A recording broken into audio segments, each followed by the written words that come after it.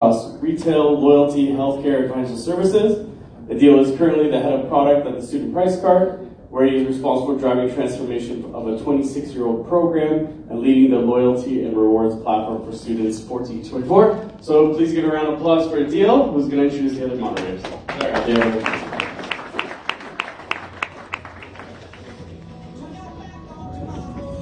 Afternoon, everyone. So maybe I think we have a pretty interesting speak today, just considering the idea of today. So maybe I'll get the rest of the panelists to come up, because who can introduce themselves better than themselves? So David, Tashana, and Jay, if you guys can come up to the stage, please.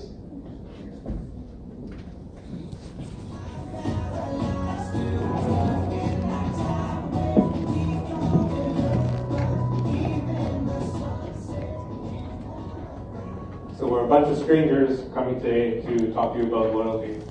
So maybe, you want to start and introduce, give a couple minutes about yourself, and Tashana next. Sure, thanks Adil.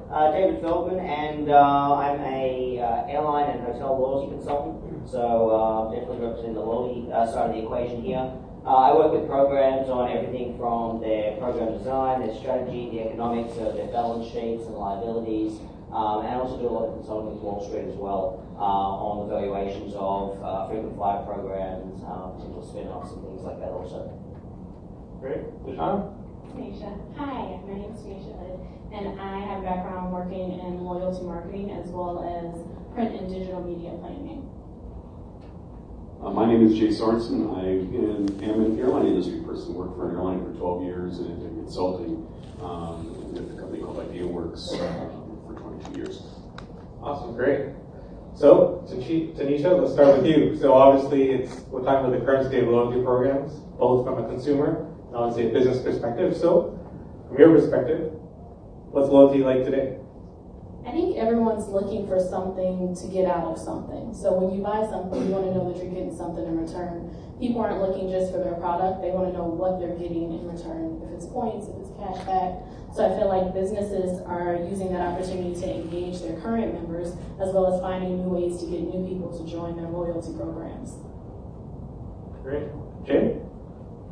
I think loyalty is abused. I think that there's three legs. When I talk to my clients, I tell them when you build an airline frequent flyer program, you should concentrate on communication, the loyalty effect, as well as revenue. And really, for the past 10 years, there's just been an overwhelming emphasis on cash, on generating revenue, really at the expense of the other two legs. David? Look, the basis of loyalty is really simple. Whether you talk about an airline or a hotel or a retail store, you know, the reason customers or members sign up to a loyalty program is because they want to get something out of it in the future. So in the case of an airline, the reason someone signs up for a frequent flyer program is because they want to redeem a free flight sometime in the future. So at the base level of it, all loyalty programs, whatever we're talking about, it all comes down to the consumer, their emotions, and the fact that they're in it to get a reward. So just on that, I guess with, especially in North America and Europe, a lot of consolidation happening in the loyalty space. See a lot of loyalty companies either consolidating with a competitor, or they may be changing the value of the point system. How do you think that affects consumers' perception of loyalty? Look, it's perception. Perception is key, but it's perception of value is the key. I totally agree with everything that Jay just said. And if programs get, whatever type of program it is, if they get the balance wrong between the pillars of emphasis, then you're going to have a suboptimal consumer perception of loyalty programming. I know there's a lot of Canadians here. Let's talk about air miles. Anyone still remember air miles? Nobody cares about air miles. Air miles have gone away the dodo. Yeah. And what's sad is that there are some former Air Miles folks in the audience. no, the word former. Yeah. You know what's sad about air miles, and I say this very literally, is air miles is run by people who are lauded as the smartest people in the loyalty industry. They make some pretty stupid rookie third-grade mistakes in terms of program design and how to handle it. So perception of loyalty is key, whether we're talking about blockchain, whether we're talking about legacy tech. Everything comes down to a very simple proposition, and that is, do consumers perceive that your program, whatever it is offering them something of value? It's a binary equation. Tanisha? I agree. I think it's definitely people are wanting to know what they can get out of it. And to your point about how loyalty is not good, I think it comes down to when programs build these rewards programs in hopes of getting people, but then they end up bankrupting themselves before they can even become a profitable rewards program. For instance, like Plenty, they started off as a big conglomerate and then now they're gone. And so they lasted maybe 2 years in the program because they were paying people to be a part of the program, but weren't getting the benefits back from it. Interesting. So Jay, with all that being said, when you look at it from a business perspective, what are some of the hurdles that businesses, especially the work that you're doing, there's a lot of, from a business perspective, a lot of hurdles they have to jump through to try and figure out loyalty and get loyalty stood up. What are the challenges there? Can I touch on the consumer part? Of course. And every spring we do a analysis where we do 3,800 queries to determine reward seat availability for the top 25 frequent flyer programs in the world. And the story has been positive generally in terms of reward availability over the course of time has drifted upwards. If you were to ask consumers what has happened, they would universally, I think, say, oh, it's worse. And so there's at least within the airline industry, there is a perception that these programs are degrading as opposed to improving. From the business perspective, there was a lot of interest, mainly because of the early success of the AMIA spin-off or the AMIA IPO, but that has abated. I see more examples, more interest in companies, airlines, not wanting to spin off their frequent flyer programs, but wanting to capture the cash and keep it inside the company. So then do you feel, when you look at loyalty today, it's kind of becoming a commodity? And this is for all three of you, because I feel a lot of businesses kind of feel like they have to be in loyalty, whether it's proprietary, whether it's through a coalition, but it's kind of, they're not a part of loyalty. They feel there's a fear of losing consumers. What do you guys think of this whole aspect that you have to be in loyalty or it's turning into a commodity? Does Apple have a loyalty program? Call the iPhone? No. Yeah, absolutely. Yeah, and for all again, picking out Canadians from KW and stuff who've still got a BlackBerry. You guys have all moved over to iPhones, right? How many people queued up last month, outside Apple stores to get the new phone, right? People pay exorbitant, overpriced tickets for their products. They have one of our loyalty colleagues, which I'm not sure if Bill touched on earlier. Sorry, I missed your presentation, Bill. Talks about cult loyalty. And when we think about Apple, that's a really ready example of that. A store like Sephora does have a loyalty program, but do they need it? Do people that are wildly loyal to shopping at Sephora love shopping at Sephora because it's Sephora? If they took away their loyalty program, those people will still shop there, but they might not spend quite as much incremental additional revenue which loyalty programs bring in. So on that, do you feel that the investment that companies are making in loyalty actually pay off? Or do you think it's from a perspective of fear? I think there's two types of loyalty programs, to be really blunt about it. There's what I call real loyalty programs, and then there's 2-bit loyalty programs. The 2-bit loyalty programs would be characterized as your mum and pop coffee shop or someone has a Shopify store and they've gone in and signed up for one of these online do-it-yourself loyalty programs. They're not really loyalty programs. But hey, if all your competitors are offering that and you're not, and go to Tanisha's comment a few minutes ago, you might have to do that for competitive reasons, but it's not a real loyalty program. I don't feel all businesses have to have it, but I think they feel like they believe they need to in order to compete with everyone else. For instance, your example of Sephora. I shop there and I would shop there if they had a program or not, but it's incentive to spend more than what you normally wouldn't. So it takes them over the edge a little bit more than the competitors by having that, even though they have a strong brand on their own. Jay, from your perspective, just knowing the airline industry and how many of these airlines tie so tightly to loyalty, your thoughts? You always kind of change the question when you come to me, and I should say, I'm a slow thinker. It takes me a while to come up with an answer. But the favorite places where I shop are places that don't have loyalty programs in terms of the things that experiences I enjoy like a restaurant or a particular resort or something like that. So I think that the loyalty at the top end, I had this conversation with someone at lunch, where good service is the first guarantor of attracting loyal customers. I think, it's perhaps a sin to say this, but I think that loyalty programs allow consumers to favor one brand over another in a sea of mediocrity. Just one last quick comment on do businesses need a loyalty program. One of the things you have to consider is even if, maybe we use the Sephora example, maybe they don't need one, and even if it wasn't generating incremental revenue, which of course is wildly successful for them, but especially in the world of GDPR, for example, loyalty programs allow you to have a commission-based relationship with your consumers to talk to them. And without a loyalty program, you have higher hurdles that you may not be able to meet the threshold for. So just on that, on the whole commission side, obviously if you look at the evolution of loyalty over the last more than a few years, it started off as a mass program, points collecting, then you see a lot more going to this view of personalization. And with personalization, you're asking the consumer to provide more data. Obviously there's a benefit to the consumer, but what do you guys feel about the ability for businesses to ask for more information for loyalty to make it a better loyalty experience program for the consumer? I'll take this one first this time. I really have a love-hate relationship with the word personalization. In my client engagements, it's something that's always talked about, and rarely is it delivered. And so I'm of the school that if you're going to ask for personal information about your characteristics or behaviors or preferences, you better use them. Ryanair, for example, has a wonderful, they visit it sometimes, called My Ryanair. It's the account portal for the airline. And they ask for a tremendous amount of information. I'm not sure that they're using 3/4 of it. And so personalization, I have a wait-and-see attitude with this because I have yet to see good examples of it in my industry. I see plenty of examples where personalization has gone wrong.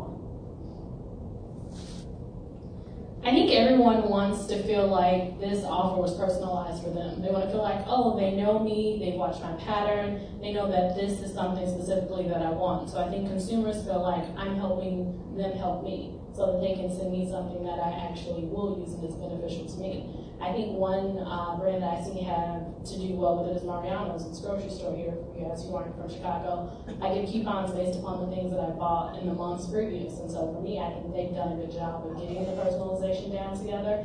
And all I enter is my phone number when I shop, which I feel like isn't a whole lot of information to give. So I think we just have to be careful with the information that we're willing to give to make sure that we're not giving up too much of ourselves for the hope of giving a personalized offer. Not including present company, of course, but when marketers and loyalty programs and whoever talk about personalization, really what they're talking about is, I want to spam you with more junk offers, I just want to improve my conversion rate. That's what they mean. That's what they mean. Every time you hear someone talk about personalization, it is, how can I customize my offer to you to improve my open rate, my click-through rate, my ultimate purchase rate. That's what it's about. It's not about giving me my personalized offer that I'm going to be grateful that you're spamming me with more junk offers. No. Customers, members, guests don't want to be spammed with this stuff. But if you're going to spam me with your crap, at least try to make it relevant. And Tanisha's example just now is great. If you're going to send me stuff, try to make it something that I might be interested in. If I have to press delete 100 times on my inbox when I wake up in the morning, I'm going to delete your good offer as well. Jim? I had a meeting with one of the world's largest airlines, and we were talking about loyalty. And this particular person was the gatekeeper in terms of email campaigns, and he described a very rigorous process of determining how often customers would receive an email. And then he said, but then there's the overriding issue of the credit card company. Whenever the credit card company wanted to do an email, they said all the rules were broken. They would say, we want to do a mailing to 6 million people. Well, which 6 million people? We don't care, we just got to do a mailing to 6 million. This is the honest to God's truth. I was just amazed by this. And of course, what happens when you do this to a mailing list is the quality of the list deteriorates over time. It's a loyalty killer. What about when they're using the data to drive personalized offers based on your shopping patterns, for instance? So rather than a grocery store in your example of giving maybe everyone a bonus on apples, but if you buy bananas, they're actually giving you a personalized offer because they know your shopping habits that you buy bananas. So you get a banana offer, Jay gets a apple offer. Do you think personalization works from that perspective? Do you think it engages consumers for that reason? It is for me. Like I said, those coupons were my best example of personalization working. It makes me sometimes, and it helps them because maybe I wasn't going to buy that this week, but I have a coupon for it. So I guess I'll add it to my list. So obviously we're at a blockchain loyalty conference. Maybe David, I'll send this question to you. Al gave a great presentation on what they're doing on digital bits around what blockchain is going to be doing for loyalty. What are your thoughts on how blockchain can better integrate into the loyalty space? I'm going to be a buzzkill for most of the people in the room. Who's got a startup that's got an ICO or looking to do an ICO? Who wants to become a millionaire? Yeah, okay. I'm going to burst everybody's bubble here. 99% of all your stuff is not going to work. It's not going to work. Nobody's going to be interested in it, and it's all going to crash and burn. We'll talk more about that tomorrow. But a couple of things. That doesn't mean blockchain doesn't have a space in the loyalty sphere. And programs are legitimately keeping an open mind and looking at, well, we're going to keep an eye on this. Let's see if there is a use case that is going to be beneficial for us. But if and when, I'm going to say, blockchain moves front and center in relation to loyalty programs, it's going to be because it does one of two things. It's either going to offer a new novel functionality that does not exist today with legacy tech, or it's going to be more efficient, whether it's cost efficiency, time efficiency, business process efficiency. It has to tick one of those boxes. If it doesn't, it's like customer perception of value with loyalty program. It's dead before it even starts. And for all you people I know I get emails on my LinkedIn every day from people in this room saying, oh, can you help me connect with someone so they're not answering my emails? And they're not answering. No, of course they're not. Because you don't have anything that even resembles the cover page of a business case or an identified business use case from the program's point of view. So I would think about if I left you with two things, and that would be really put all of your effort, maximum effort, into identifying what's the new novel functionality that doesn't exist today, or how is my new tech, new process, new idea, whatever it is, going to be more efficient from either a cost or a business process standpoint. We're getting close to our end of time, so I want to make sure that I give everyone a little bit of time just with a general question for everyone to answer. One, what's your favorite loyalty program and why, the one that you use the most today? And two, just what's your closing statement around loyalty, the current state of loyalty, either from a consumer's perspective or a business perspective? I'll start with Jay. Well, of course, it's the Sears loyalty program. I try different loyalty programs on a regular basis, and I admit I churn credit cards because I want to see what different programs are offering. Right now, the card that's top of my wallet is the Linden Rewards card because I'm not a client, but the payback is just so outrageously generous if you use them at one of their premier properties like the one in Chicago or the one in New York City. My favorite is the Amex. I have the Amex card and I like the points and the rewards I get back from it. Look, I'm not going to say which one it is, but I'm going to say airline program. And I'm going to go as far as to say that for most people, it's going to be their airline program. Perhaps not. There's a caveat I'll put on that with regard to the US. The US airlines like to think that they're the biggest airlines in the world, that they're the most advanced. They certainly might be the most profitable. With regard to co-brand revenue, I think Jay might be talking about that later, so I won't jump ahead.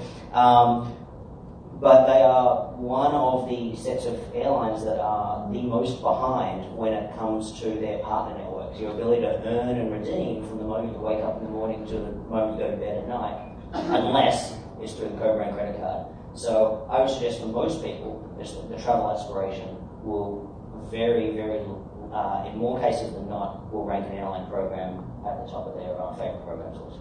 For sure. So listen, I appreciate everyone's time today. I hope you guys all found this insightful. I would believe if we sat here a year from now and asked the same questions, there'll probably be a lot of different answers based on where loyalty is going. So thank you all for giving your insights, and thanks for everyone for listening.